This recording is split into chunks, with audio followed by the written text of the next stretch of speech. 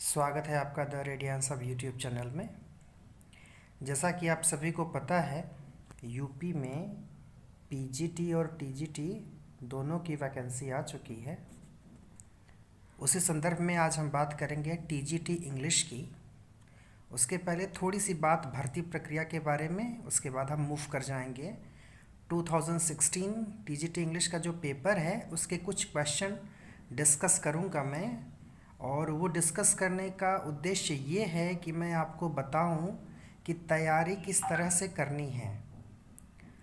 वो तैयारी क्वेश्चन से कैसे कुछ उसके एनालिसिस से पता चलेगा कि किस तरह से हमें अपने आप को तैयार करना है, कैसे हमें थोड़ा सा ऑथेंटिक बनना है अपनी प्रिपरेशन में।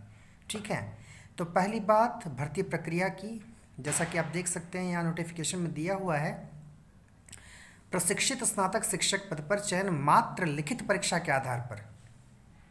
देखिए क्या लिखा है, मात्र लिखित परीक्षा के आधार पर। इसी से क्लियर है कि केवल रिटन एग्जाम होगा, मतलब इंटरव्यू नहीं होगा। और लिखित परीक्षा का मतलब यहाँ ऐसा नहीं कि आपके पास सब्जेक्टिव क्वेश्चन आएंगे उसका आंसर लिखना है आपको। क्वेश्चन ऑब्जेक्टिव ही रहेंगे।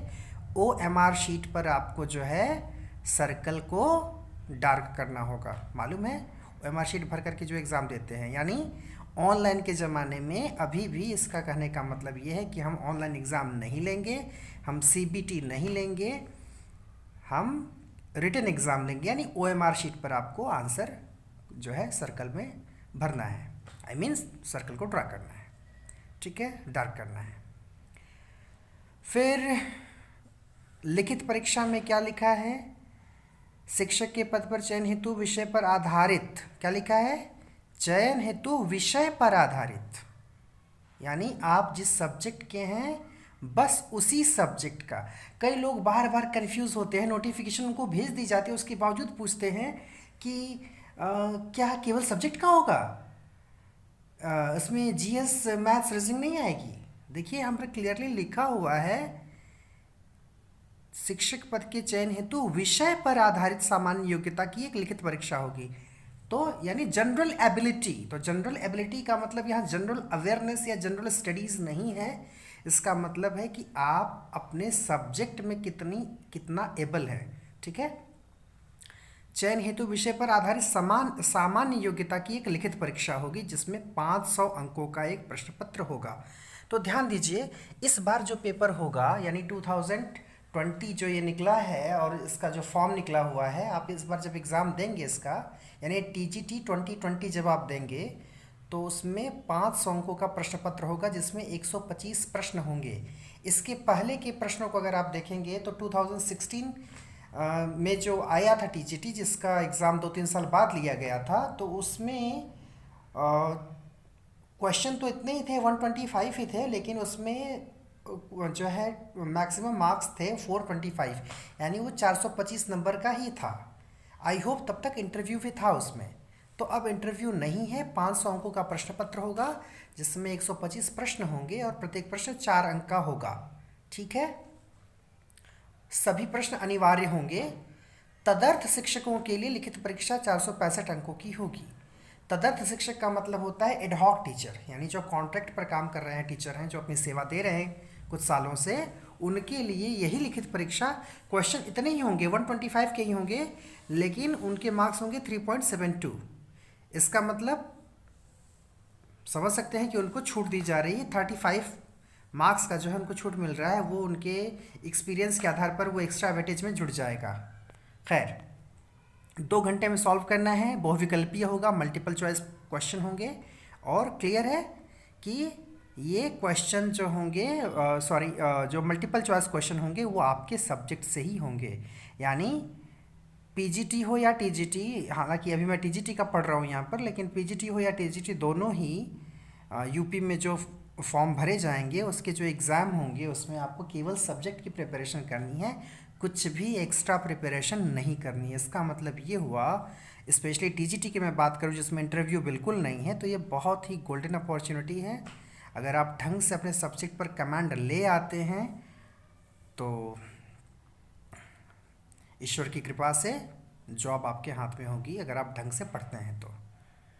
ठीक है, क्या लिखा है, लिखित परीक्षा के आधार पर अभ्यर्थियों द्वारा प्राप्त अंकों तथा तदर्थ शिक्षकों द्वारा प्राप्त अंकों, यानी दोनों जो कॉन्ट्रैक्ट के टीचर्स हैं और बाकी लोग भी, जो दोनों का मिल करके मेरिट बनाई जाएगी।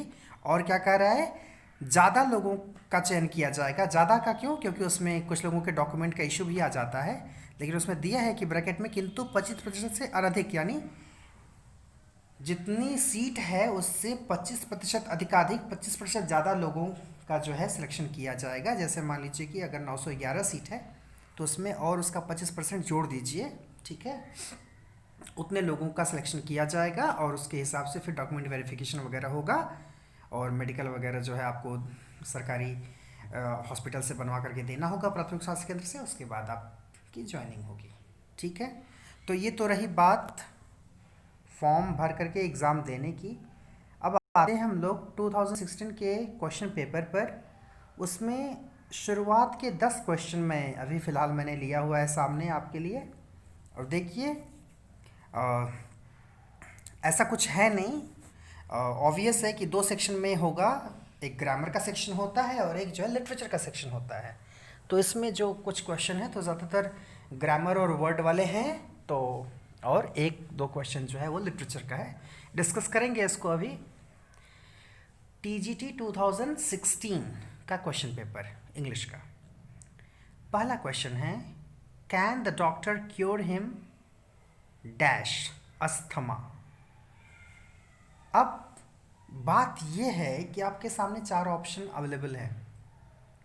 इसमें कंफ्यूज आप हो सकते हैं फ्रॉम और ऑफ से, ठीक है, क्योंकि जब डिजीज़ की बात आती है तो उसमें समटाइम्स ऑफ भी लग जाता है, समटाइम्स फ्रॉम भी लग जाता है। लेकिन यहाँ एक और कॉन्टेक्स्ट है जिसको आपको समझना है। प्रीपोजिशन का मैंने जो वीडियो बनाया है उसको भी आप देख सकते हैं, 4 वीडियो ऑलरेडी बने हुए हैं। तो उसमें मैं ये बात मैंने बार बार समझाई है कि प्रीपोजिशन के जो यूसेस होते हैं वो कॉन्टेक्चुअल होते हैं। उसके लिए कोई हार्ड बाउंड्री नहीं होती कि ये इस जगह पर यही लगेगा। जैसे कॉन्टेक्स्ट बदल जाएगा तो प्रीपोजिशन चेंज हो जाता है। तो इसलिए पहली बात कि प्रीपोजिशन को हिंदी में फॉलो ना करें, उसको इंग्लिश में ही समझें।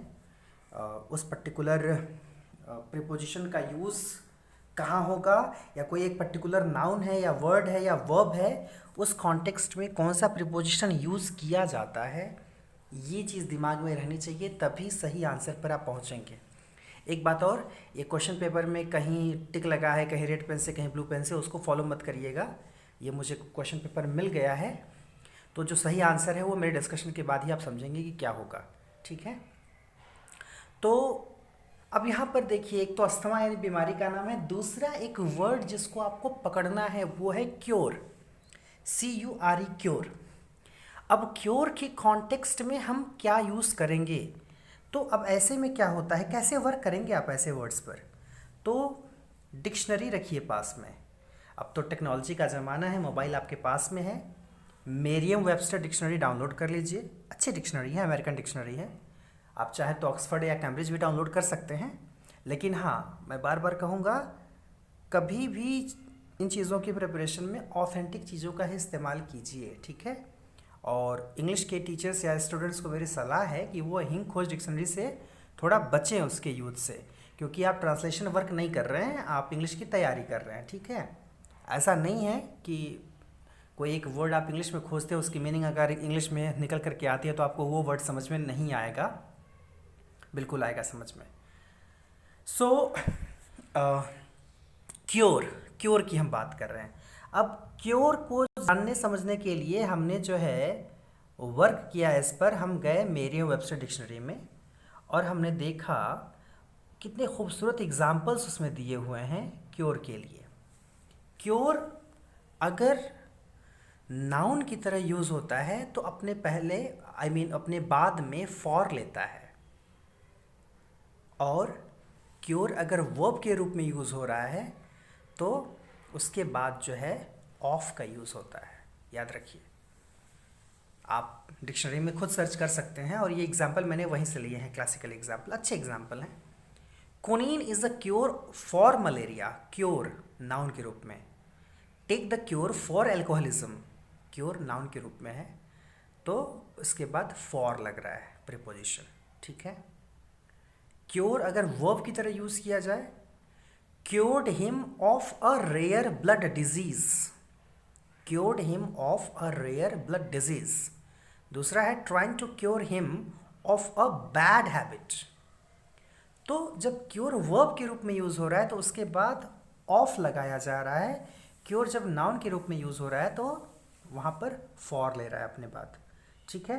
अब ये कंफ्यूज मत होइएगा कि कैसे पता करें कि वर्ब क्या होती है, नाउन क्या होता है। वर्ब जो है वो एक्शन होती है कोई भी, और नाउन जो है that is a naming word as you know already, ठीक है।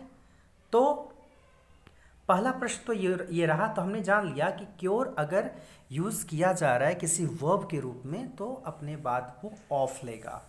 तो यहाँ क्लियर है, can the doctor cure him of asthma, ठीक है। तो ऑफ लगेगा इसमें, ठीक है, इसमें ऑफ लगेगा।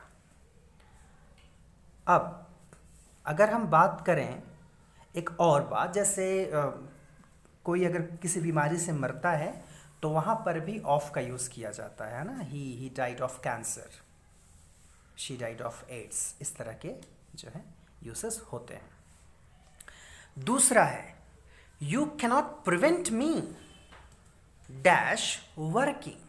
अगेन अब प्रिवेंट के लिए प्रिवेंट अपने बाद ज़्यादातर क्या लेता है प्रीपोजिशन। प्रिवेंट का मतलब रोकने से है ना, किसी चीज़ के लिए जब किसी को रोका जाता है तो कोई काम करने से अगर रोका जाएगा, हालांकि अभी आप कहेंगे कि कह रहे हैं खुद की हिंदी फॉलो मत करिए और अपने हिंदी में बता रहे हैं प्रिवेंट मी। अब प्रिवेंट को जब हमने देखा कि मेरी वेबसाइट क्या कह रहा है प्रिवेंट के बारे में, उसने कुछ एग्जाम्पल दिए। देखिए, he grabbed my arm to prevent me from falling. गिरने से बचाने के लिए उसने मेरे हाथ पकड़ लिया। He grabbed my arm to prevent me from, prevent me from. Bad weather prevented us from leaving. How are you going to prevent him from finding out about the party? कैसे रोकने जा रहे हो उसको? तो prevent अपने बाद ज़्यादातर from लेता है। देखिए, इसी तरह से चीज़ों को याद रखना है आपको कॉन्टेक्स्ट समझना है। प्रीपोजिशन में कॉन्टेक्स्ट इज वेरी इंपॉर्टेंट, ठीक है। तो you cannot prevent me from working, ठीक है। अच्छा, I have not seen him, जैसा कि आप देख सकते हैं ये प्रेजेंट परफेक्ट टेंस है। प्रेजेंट परफेक्ट में अगर हम बात करें प्रेजेंट परफेक्ट या प्रेजेंट परफेक्टनेस की बात करें तो उसमें जब हम किसी सर्टेन टाइम की बात करते हैं तो वहाँ पर सिंस का यूज़ किया जाता है, और ये तो बहुत ही कॉमन यूज़ है। अगर आप थोड़ी भी इंग्लिश पढ़ते होंगे तो ऑब्वियस है, you may be aware of this कि यहाँ पर मैंने उसे पिछले महीने से नहीं देखा है, तो सिंस लास्ट मंथ सिंस का यूज़ किया जाएगा। Your behaviour does not admit. देखिए, अब एडमिट टू भी होता है, एडमिट इनटू भी होता है, लेकिन यहाँ पर कह रहा है कि तुम्हारा व्यवहार ऐसा नहीं है कि उसके लिए कोई बहाना ठीक ठाक हो। यानी कोई होता है कि हम कोई कुछ गलत करते हैं तो उसके लिए बहानेबाजी करते हैं, तो वो बहाना नहीं चलने वाला, उसके बारे में बात हो रही है। योर बिहेवियर या your conduct does not admit, तो उसके बाद क्या होगा? तो जब एडमिट परमिट के सेंस में जब उसको यूज़ किया जाएगा, अलाउ या परमिट के सेंस में यूज़ किया जाएगा। देखिए, जैसे यहाँ पे मिस्टर बता रहा है कि admits of two interpretations, admits of two interpretation. Allow या परमिट के सेंस में जब हम एडमिट का यूज़ करेंगे इस ढंग से, तो वहाँ पर ऑफ का यूज़ किया जाता है, ठीक है। अब किसी को हॉस्पिटल में एडमिट किया जाता है तो टू द हॉस्पिटल यूज़ किया जा सकता है या इनटू द हॉस्पिटल यूज़ किया जा सकता है, लेकिन इस तरह के कॉन्टेक्स्ट में एडमिट के बाद क्या लगेगा? ऑफ लगेगा। यहाँ टू लगा हुआ है, इसको ध्यान मत दीजिएगा। Of will be more suitable, ठीक है। देन करे कि which of the following poems is not composed bye John Milton. जैसा कि आपको पता है टीजीटी इंग्लिश का सिलेबस अभी जो जारी हुआ है उसमें 4 ही पोइट या राइटर प्रिस्क्राइब्ड हैं। उसमें पहले हैं शेक्सपियर, दूसरे हैं मिल्टन, तीसरे हैं वर्ड्सवर्थ, चौथे हैं गॉल्सवर्दी। अब प्रश्न ये उठता है कि क्या सिलेबस में जो राइटर मेंशन है बस वहीं से क्वेश्चंस आते हैं लिटरेचर के? जी हाँ, वहीं से आएंगे, उनसे जुड़ी हुई चीज़ें आ सकती हैं। अभी देखिए जैसे ये क्वेश्चन जो 5th नंबर है, इसमें आपको मिल्टन और शेक्सपियर दोनों आए हैं। कितने आश्चर्य की बात है, क्वेश्चन देना है मिल्टन का लेकिन जानकारी होनी चाहिए शेक्सपियर की, क्योंकि जो कह रहा है, पूछ रहा है कि which of the following poem is not composed bye John Milton. तो मिल्टन की ये तीनों पोएम हैं, ऑन हिज ब्लाइंडनेस, एल एल्गोरो, फिर सेकेंड पेंसरोसो। वैसे भी आपको पता होना चाहिए कि मिल्टन अपने लैटिन और इंग्लिश राइटिंग के लिए जाने जाते हैं, तो एल एल्गोरो और ये पेंसरोसो करके जो है समझ में आ ही जाएगा कि ये थोड़ा सा कुछ अलग लग रहा है इंग्लिश से। ट्रू लव की अगर हम बात करें, ट्रू लव मुझे लगता है कि ऑन हिज ब्लाइंडनेस बहुत फेमस है, ऑब्वियस है, जॉन मिल्टन का सोनेट है ऑन हिज ब्लाइंडनेस। उसके अलावा ये दोनों उतना फेमस नहीं है, एल एल्गोरो और या सेकेंड पेंसरोसो, लेकिन इन सब में जो सबसे ज़्यादा फेमस है वो तो है ट्रू लव। और ये ट्रू लव क्या है? This is a sonnet written by William Shakespeare. देखिए शेक्सपियर का सोनेट नंबर 116 यही फेमस है ट्रू लव के नाम से। Let me not to the marriage of true minds admit impediments. Love is not love which alters when it alteration finds, or bends with the remover to remove. Oh no, it is an ever fixed mark that looks on tempest and is never shaken. It is the star to every wandering bark, whose worth is unknown although his height be taken. Love is not time's fool, though rosy lips and cheeks within his bending sickle's compass come. Love alters not with his brief hours and weeks, but bears it out even to the age of doom. If this be error and upon me proved, I never writ, nor no man ever loved. तो sonnet number 116 true love के नाम से famous sonnet है। अब देखिए इसी बहाने आपको ये भी रिवाइज करने की ज़रूरत आ पड़ेगी। तो जानिए कि शेक्सपियर जब प्रिस्क्राइब हैं सिलेबस में, तो शेक्सपियर भूल मत जाइएगा कि शेक्सपियर केवल एक ड्रामेटिस्ट हैं। याद रखिएगा कि शेक्सपियर ड्रामेटिस्ट के साथ साथ सोनेटियर भी हैं। He wrote sonnets as well. तो जो फेमस सोनेट्स हैं उनके, उसको भी दिमाग में रखने की ज़रूरत है। और अब उस कॉन्टेक्स्ट में जब आप जाएंगे तो आपको पता चल जाएगा कि इसका मतलब ये है कि आपको शेक्सपियरियन सोनेट भी याद रखना है, ये भी जानना है कि शेक्सपियरियन सोनेट इटालियन सोनेट से कैसे अलग है लिटरेरी टर्म्स में। तो चीज़ें कैसे को रिलेटेड हैं, इनको जब समझना शुरू करेंगे तो तैयारी आपकी बेहतर होगी। ठीक है। फिर है यूबिक्यूटस। यूबिक्यूटस किसको कहते हैं? यूबिक्यूटस जो है ऑब्वियस है, दैट इज़ एन एडजेक्टिव। और देखिए जब भी वर्ड मीनिंग की बात आएगी, वर्ड मीनिंग की बात आए, सिनोनिम्स की बात आए, एंटोनिम्स की बात आए, या ज़्यादातर जो वाक्यांश के लिए एक शब्द होते हैं, वन वर्ड सब्स्टिट्यूशन होते हैं, इसमें 90% जो है चीज़ें वो एडजेक्टिव से ही पूछी जाती हैं। ठीक है। अब यूबिक्यूटस क्या है? जैसे एक वर्ड है, होता है इटर्नल। इटर्नल का मतलब होता है शाश्वत, जो हर समय लागू होता हो, जो कल भी रहा हो, आज भी हो, जो कल भी होगा। एक टर्म है यूनिवर्सल, जो हर जगह अप्लीकेबल हो, भारत में हो, विदेश में हो, कहीं भी हो।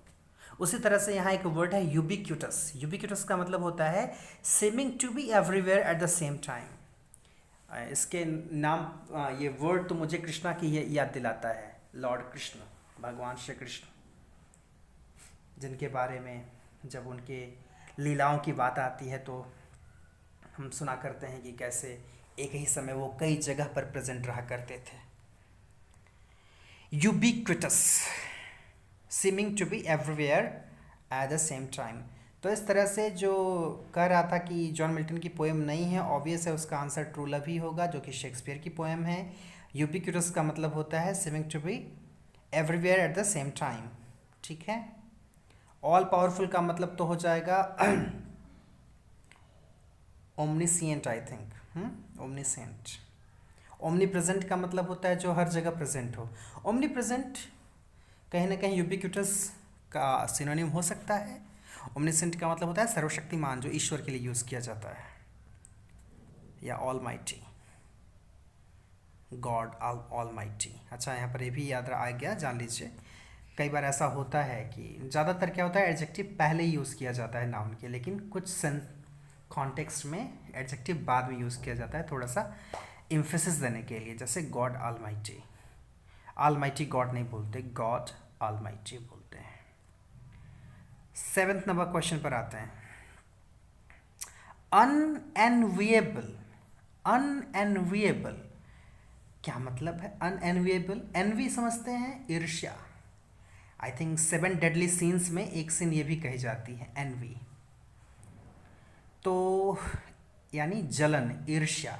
अनएनविएबल का मतलब जिससे जलन न हो सके, जिससे जलन न किया जा सके। तो इसका मतलब अराउजिंग एनवी तो गलत हो जाएगा। डिफ़िकल्ट और अनप्लेजेंट प्रोबेबिलिटी हो सकती है। That which is not accessible, बिल्कुल नहीं। Something that is not unavoidable, बिल्कुल नहीं। नॉट अनअवॉइडेबल का मतलब अवॉइडेबल है ना, double negative is equal to 1 positive. तो क्या होगा? अनएनविएबल यानी जिससे ईर्ष्या न हो। तो देखिए, बात आती है कि किसी को किसी से जलन होती है, तो उसका मतलब सामने वाले में कुछ खूबी है, तभी तो तभी तो करने वाले कभी चेहरे पर टिप्पणी करते हैं, तो कभी चोटी पर टिप्पणी करते हैं, तो कभी कपड़े पर टिप्पणी करते हैं। तो वहाँ ईर्ष्या होती है, यानी ईर्ष्या करने के लिए कोई चीज़ अच्छी होनी चाहिए। जैसे अगर देखा होगा वेलकम मूवी, तो देखा होगा कि कैसे जब नाना पाटेकर का काम बिगड़ जाता है, अनिल कपूर बिगाड़ देता है, तो जो एक स्टेटमेंट निकल करके आता है पाटेकर का कि मुझसे जलता है सारा। तो जलने के लिए कोई चीज़ अच्छी होनी चाहिए। इसका मतलब जिससे जलन नहीं हो रही है, कह सकते हैं कि वो चीज़ प्लीजेंट नहीं है, ठीक ठाक नहीं है। भाई यही सेंस में यहाँ पर दिया हुआ है, ठीक है। तो अनएनविएबल का मतलब होगा डिफिकल्ट और अनप्लीजेंट, ठीक है। अब देखिए, एक बहुत खूबसूरत वर्ड आया, इनकम्बेंसी। इनकम्बेंसी, इनकम्बेंट से बना है इनकम्बेंसी। इनकम्बेंसी का मतलब ऑफिस में रहने का। जैसे किसी का जो एक कार्यकाल होता है, एक ऑफिस जो होता है, जैसे कोई चीफ मिनिस्टर है, प्राइम मिनिस्टर है, या कोई आईएएस ऑफिसर है, वो जो एक समय एक उसका पोजीशन पर रहने का एक जो समय, उसका एक कार्यकाल होता है, जो एक स्पैन होता है, एक टाइम ड्यूरेशन होता है, एक पर्टिकुलर पोजीशन पर रहने का, उसको बोलते हैं इनकम्बेंट, इनकम्बेंसी पीरियड। तो यहाँ पर क्या हो सकता है? एन ऑफिशियल पोजीशन और the duration when one holds it, incumbency, incumbency, ठीक है। क्यूम्बेंसी मत भूलिएगा, इनकम्बेंसी। फिर है द अपोजिट ऑफ क्लैंडस्टन। अब ये क्या वर्ड है भाई? देखिए तो जरा, मेरी वेबसाइट क्या कह रहा है, इसका प्रोनाउंसिएशन भी ध्यान से देखिएगा। ये देखिए लिखा है ना, क्लैंडस्टन, क्लैंडस्टन, क्लैंडस्टन, क्लैंडस्टन, ठीक है, क्लैंडस्टन। इसको क्लैंडस्टाइन मत पढ़िएगा, है ना। या क्या कह रहा है, क्लैंडस्टन या क्लैंडस्टिन, ठीक है। तो क्लैंडस्टन, क्लैंडस्टन का मतलब क्या होता है? मार्क्ड बाई, हेल्ड इन और कंडक्टेड विद सीक्रेसी, यानी जो चीज़ छुपा कर की जाए। और एक बहुत अच्छा शब्द यहाँ पर फिर दे दिया, सररेप्टिटस, सररेप्टिटस। इसका मतलब जैसे यहाँ एग्जाम्पल देखिए दिया है, अ क्लैंडस्टन लव अफेयर। तो यानी जो छुपा कर किया जाए, यानी जो कहीं ना कहीं सीक्रेट हो, सीक्रेसी हो जिसमें। तो इसका मतलब क्या हो गया? क्या पूछ रहा है? उसका अपोजिट पूछ रहा है। तो क्लैंडस्टन का मतलब तो हो गया सीक्रेट, इसका मतलब अभी आपने देखा ही कि ये वर्ड भी वहाँ पर था, मेरे रजिस्टर में ये वर्ड था ना सी वाला, और सीरियस तो होगा नहीं, तो इसका अपोजिट क्या हो जाएगा? कोई चीज़ छुपा कर रहे हैं तो कोई चीज़ खुलेआम कर रहे हैं, तो जब खुलेआम करेंगे तो ओपन हो जाएगा। तो यहाँ पर क्लैंडस्टाइन का जो है अपोजिट वर्ड क्या हो जाएगा? ओपन। ठीक है। और ये जो ऊपर था ये क्या था? एन ऑफिशियल पोजीशन और the duration when one holds it. ठीक है। फिर एक वर्ड आया लुगुब्रस। लुगुब्रियस, ये क्या है भाई? इसका मतलब होता है मॉर्नफुल। ठीक है, मतलब जो हमेशा मुंह बना करके बैठा हुआ हो, मनहूस टाइप, है ना, डिजेक्टेड। बटरी का मतलब तो कहीं ना कहीं फ्लैटरी करने वाला होता है, तो इसका मतलब जो ठीक ठाक हो, खुशमिजाज हो, चीयरफुल हो, जोवियल हो, तो लुगुब्रियस का मतलब जोवियल। देखिए शायद ये वर्ड भी मैंने यहाँ पर लिखा होगा, दिया है ना, लुगुब्रस। क्या लिखा है? लुगुब्रस, लुगुब्रेस, लुगुब्रेस, ठीक है ना, LUGUBRES, लुगुब्रेस। इसका मतलब क्या है? मोर्नफुल। लिखा है एग्जैजरेटेडली और अफेक्टेडली। हाँ, मुंह बना करके जो बैठा रहता है, तो मुंह मत बना करके बैठे रहिए, जोवियल बन करके रहिए और ढंग से तैयारी कीजिए। तो ये रही मेरी कोशिश आपको समझाने की कैसे इन चीज़ों को जो है डील करना है, कैसे इन पर वर्क करना है। मैं ये नहीं कहता कि एक पर्टिकुलर ईयर का क्वेश्चन पेपर सॉल्व कर देने से आप बहुत बड़े विद्वान बन जाएंगे, लेकिन हाँ, 2-4 साल के क्वेश्चन पेपर अगर मिल जाते हैं, उसको सॉल्व कर लीजिएगा अपने स्तर से, तो तैयारी तो कर सकते हैं आप। इस तरह से भी तैयारी होती है, ये एक तरीका सही नहीं है तैयारी का। आपको पहले किताबें पढ़नी चाहिए। फ़िलहाल तो आप एडवर्ड एल्बर्ट पहले फिनिश करें, जो जो सिलेबस में राइटर हैं।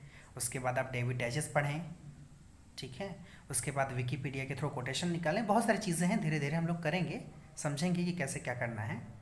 लेकिन अगर आप 2-4 साल के क्वेश्चन पेपर देख लेते हैं, सॉल्व करते हैं, तो आपको एक आइडिया मिल जाएगा कि कैसे क्वेश्चन आ रहे हैं, और जो क्वेश्चन आ रहे हैं उनकी प्रिपरेशन कैसे करनी है, एक पर्टिकुलर टाइप के क्वेश्चन की तैयारी कैसे करनी है हमको, और हमको ऑथेंटिक कैसे बने रहना है। ऑथेंटिक बने रहना बहुत ज़रूरी है, ठीक है। और ये हैबिट में होना चाहिए, ये नहीं कि किसी का नोट्स कहीं से मिला उठा करके पढ़ना शुरू कर दिया, ये नहीं होना चाहिए, ठीक है। चलिए, आज के लिए इतना ही। ख्याल रखिए अपना।